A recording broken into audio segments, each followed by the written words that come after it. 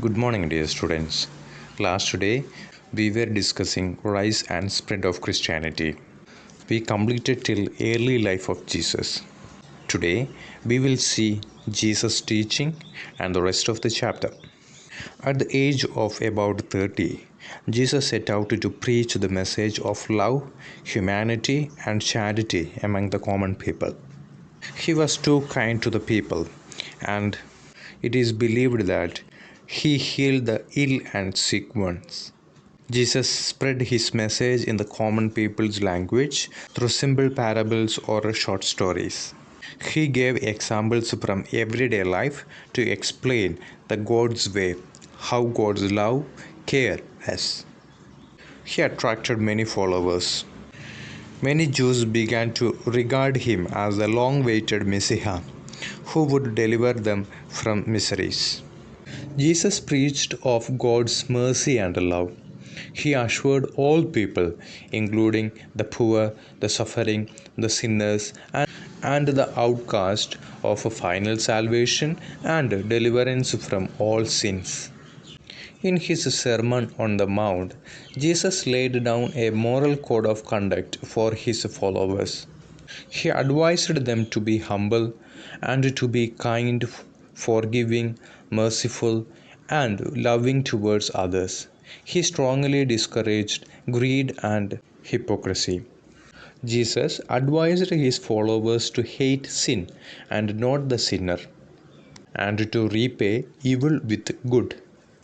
He discouraged meaningless rituals and the worship of multiple gods. He referred to God as Father and to himself as the Son of God. Jesus foretold that the kingdom of God would be established on this earth, and there would be a day of judgment. On that day of judgment, God would reward the righteous and punish the sinners. So, these all were the teachings of Jesus. Now we will see the crucifixion of Jesus. Jesus' popularity among the common people alarmed the upper class and some of the Jews. They saw him as a dangerous threat because he was against the meaningless rituals and the worship of multiple gods, which was already in practice.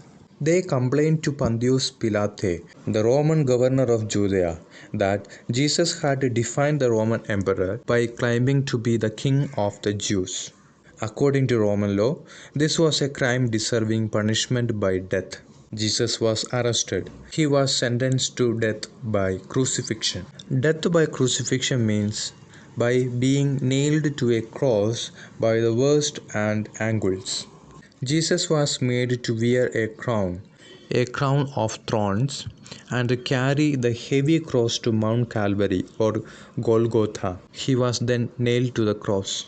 At the top of the cross, his crime of claiming to be the king of the Jews was written in the local language so that everybody could read.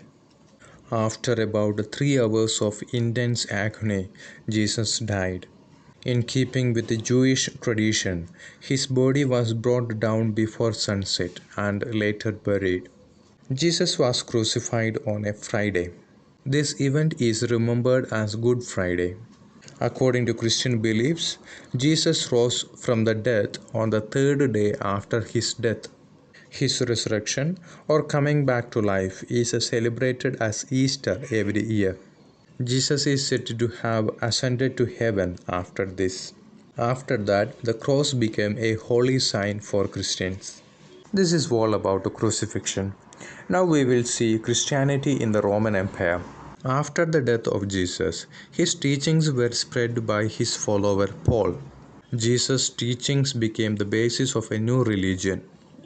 Paul popularized the idea of Jesus as Christ, who had been specially sent by God to atone from the sins of humanity.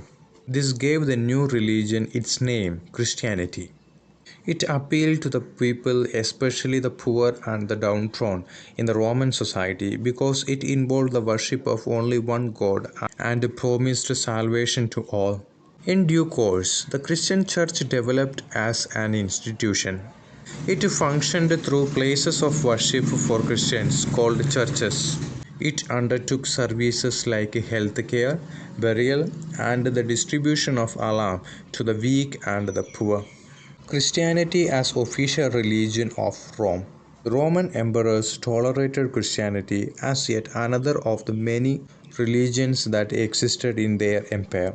However, there were times when Christians were given cruel and unjust treatment, especially as Christianity did not permit emperor worship.